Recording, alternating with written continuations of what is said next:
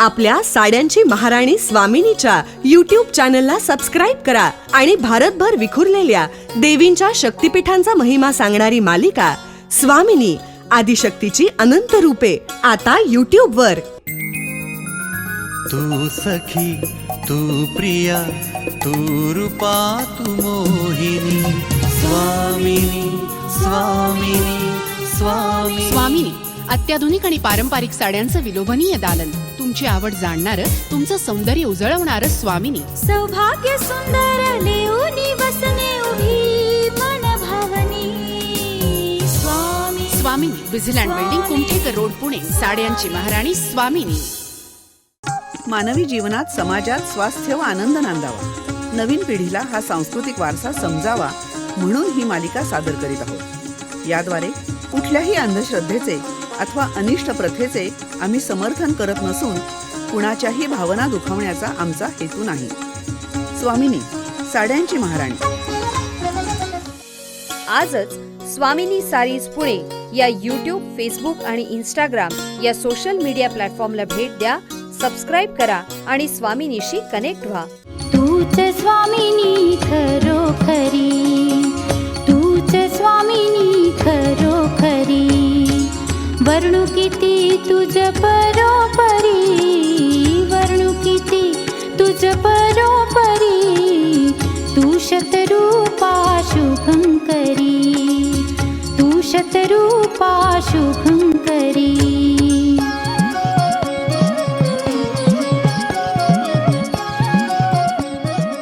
आत्याने बोलवलंय, तुमच्यासाठी हिंगुळा देवीचा प्रसाद आणलाय, तो घेऊन जा असं म्हणाली काल ती. हे बघा चिरंजीव, तुमच्या आत्याबाई स्वतःच आल्यावर का शेवटी ये गये. नाही, शेवटी तुलाच यायला लागलं नाही का. आबा जाणारच होतो मी पण. असू दे रे, मला बाहेर पडायचंच होतं म्हणून आले मी, एवढंच. बस बस बस. कसा काय झाला प्रवास? त्रास नाही ना झाला? आणि हो, जावई बापून कशी काय वाटली यात्रा? तुम्ही तर परदेशात जाऊन आलात ना? परदेश कसला, अरे आपलाच भाग आणि आपलीच देवी. खरंय. कराचीला उतरलो आम्ही. तिथून 10-1 किलोमीटरवर यात्रेला सुरुवात झाली. देवीचं दर्शन घडवणारे लोक येतात रे तुमच्या बरोबर. त्यांना छडीदार म्हणतात ना. हातात त्रिशूळ वजा पताका लावलेली छडी असलेले, ऐकलंय मी. हो, त्यांनीच नेलं. सगळं कसं यथासांग झालं. थोडी अवघड आहे यात्रा, पण अद्भुत आहे. चंद्रकूप नावाचं वाटेतलं एक ठिकाण म्हणजे चक्क उकळता चिखल आहे. माय गॉड, म्हणजे पृथ्वीच्या पोटातले वायू जसे ज्वालाहून वर येतात तसंच असणार ते. अगदी बरोबर. मग तिथून पुढे 5 दिवस चालत अघोर नदीचा भाग लागतो. ती वाळू तुडवत नदी पलीकडे देवीच्या गुहेत जायचो. ती गुहा तर थक्क करणारी आहे बाबा. रंगीत दगडांची, लाल कण्हेर सगळीकडे फुललेली. देवीच्या दर्शनाकरता गुडघ्यावर रांगत जायचं आणि तसंच यायचं. सतीचं ब्रह्मरंध्र जिथं पडलं असं म्हणतात. हिंगुळा देवीचं ते स्थान खूपच महत्वाचं शक्तिपीठ मानलं जातं. नाही, बरं झालं तुम्ही जाऊन आलात. इतकी अवघड यात्रा, तीही आता पाकिस्तानातून करायची, सोपं नाहीये. आपल्याला नाही कधी पाहायला मिळणार. नाही, नाराज होऊ नकोस. माझ्याबरोबर एकदा सन्नतीला चल. तीच देवी सन्नतीला येऊन राहिलेली आहे. म्हणजे तुम्ही गेल्या वर्षी सन्नतीला गेला होतात, तीच ही देवी हिंगुळा देवी ना? तिचंच ते रूप. हां, बरोबर आहे. हिमालयातून ती भक्तांसाठी वनगुंठा भागात आली. पण आबा, हिमालयातली हिंगुळा देवी इकडं फार कर्नाटकात कुठून आली? आणली कोणी? ऐतिहासिक माहिती असेलच ना काहीतरी. अरे खरं म्हणजे फारशी माहिती नाहीये. ते फार प्राचीन शक्तिपीठ आहे आणि त्या भागात बौद्धकालीन अवशेष पुष्कळ सापडतात. मंदिरातही एक शिलालेख आहे, पण तो पूर्ण वाचता येत नाही. पुरातत्व खात्यानं आता दखल घेतली आहे. पण ऐतिहासिक माहिती म्हणशील तर जुनी काही नाही. शिवाजी महाराज दक्षिणेत गेले तेव्हा या देवीच्या दर्शनाला गेले होते असं सांगतात. ही म्हणजे अलीकडची माहिती बरं का. ऐतिहासिक नाही, पण पौराणिक कथा नक्कीच असणार. ती तरी सांगा. तुमच्याजवळ तर अशा गोष्टींचा खूप खजिना आहे. हे बघा, ही आली तुझी आई. हल्ली रोज दासबोध वाचन चालू आहे या दोघी चौघींचं. अगो बाई, तू कशी काय आत्ता? अगं जरा काम होतं म्हणून बाहेर पडले, तर म्हटलं प्रसाद पोचवावा. घे. छान झाला हा प्रवास आमचा, काही त्रास झाला नाही. बरं झालं बाई. मागे आम्ही केदार बद्रीला गेलो ना, तेव्हा लोक म्हणत होते वाटेत एक चंद्रवदनी देवी आहे, तीच म्हणे हिंगोळा.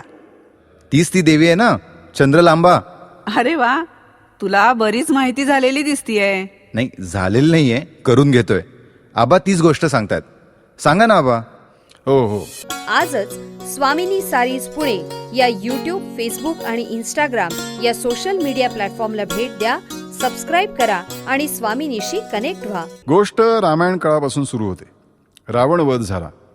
लंकेचं राज्य बिभीषणाला देऊन राम, सीता, लक्ष्मण अयोध्येला परत आले.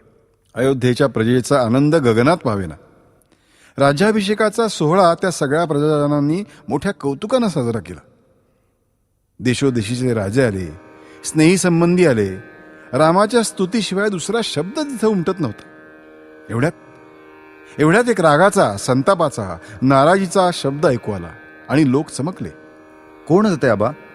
कोणीतरी विघ्न संतोषी माणूस असणार. अरे तो होता एक राजा, सागर राजा, समुद्रनाथ. त्याला निमंत्रण गेलं नाही म्हणून तो रागावला आणि रामावर आग उकतच राजसभेत आला. पण असं कसं राहिलं निमंत्रण? अगं, एवढ्या मोठ्या समारंभात व्हायचंच थोडं इकडं तिकडं. आता आपल्या एवढ्याशा कार्यात सुद्धा विसरतच की काहीतरी. नाही नाही नाही. रामाच्या मंत्र्यांनी रामाला सांगितलं की समुद्रनाथ फार उन्मत्त आणि अहंकारी असल्यामुळे त्याला निमंत्रण धाडलेलंच नव्हतं. मग चिडला असणारच तो, उघड आहे. फार चिडला. रामाचा अपमान होईल असं बोलायला लागला. अपशकुन केला दुष्टानं. हो ना, सगळं वातावरणच बदललं. लोक चिडले, त्याला समजावू लागले, पण तो ऐके ना. रामाला म्हणाला, सीतेसारखी सुंदर बायको मिळाली म्हणून तुला गर्व झाला आहे. ते ऐकलं आणि कधी नव्हे ती सीताही रागावली. एरवी अगदी सौम्य मृदू वागणारी सीता, पण तिला राग आवरला नाही. ती चिडली आणि तिनं समुद्रनाथाला शाप दिला, तू जा, एका क्षुद्र भुंग्याकरवी तुझा प्राण जाईल आणि तुझा अहंकार नष्ट होईल. अरे बाप रे. त्याला अशीच शिक्षा पाहिजे होती. पण म्हणजे त्याचा प्राण भुंग्याने घेतला? परीक्षित राजाला तक्षकानं अळीचं रूप घेऊन मारलं तसंच झालं की काय? नाही नाही नाही. त्या जन्मी समुद्रनाथानं तो शाप भोगला नाही. तो त्यानं भोगला नंतरच्या जन्मात. तेव्हा तो सेतू राजा म्हणून जन्मला. मोठी गोष्ट दिसतीये. सांगा, काहीतरी रहस्य आहे, हो ना? ऐक रे, आता मध्ये मध्ये नको बोलू. आई, तुलाही ही गोष्ट ऐकायची उत्सुकता लागलीये, हो ना? हो ग, या कथांमध्ये पुष्कळ शिकण्यासारखं असतं बघ. हो हो. तर सेतू राजाचा जन्म झाला इंद्र आणि इंदुलीला या दोघांच्या घरी. इंद्राची पत्नी इंद्राणी ना? मग ही इंदुलीला कुठून आली? ती शेषाची मुलगी. फार सुंदर होती. एकदा ती चेंडू खेळत होती. सरला, तरला, भ्रमरी, चतुरी अशा तिच्या मैत्रिणी बरोबर होत्या. खेळता खेळता चेंडू उडाला आणि थेट इंद्रसभेत गेला. पाताळातून थेट इंद्रसभेत? हो, थेट इंद्रसभेत. आणि मग इंद्र तो चेंडू उचलून सरळ तिला शोधत आला आणि मग तिच्या प्रेमात पडला, असंच ना? अगदी बरोबर. महाराष्ट्रातल्या विविध स्वामिनींचं श्रुतीदर्शन आम्ही आपल्याला घडवलं. ते कसं वाटलं हे आम्हाला जरूर कळवा.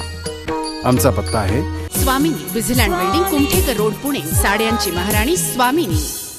संकल्पना नावेद आणि जावेद शेख. संहिता डॉक्टर अरुणा ढेरे. निवेदन रवींद्र मंकणी, सुनेत्रा मंकणी. पार्श्वसंगीत चैतन्य अडकर. निर्मिती रोहन्स आय. निर्मिती व्यवस्था शेखर काळे. ध्वनी व्हायब्रेनिया the studio.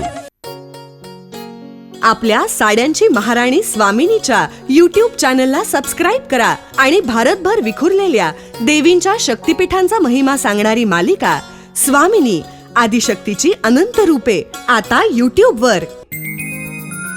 Tu Sakhi, Tu Priya, Tu Rupa, Tu Mohini.